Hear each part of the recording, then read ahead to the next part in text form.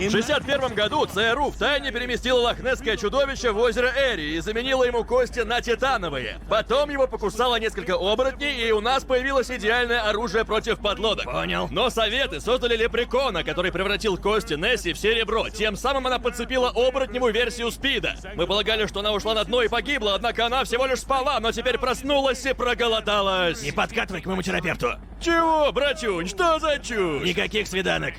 Да я и не собирался. Я, скорее всего, и даже не нравлюсь.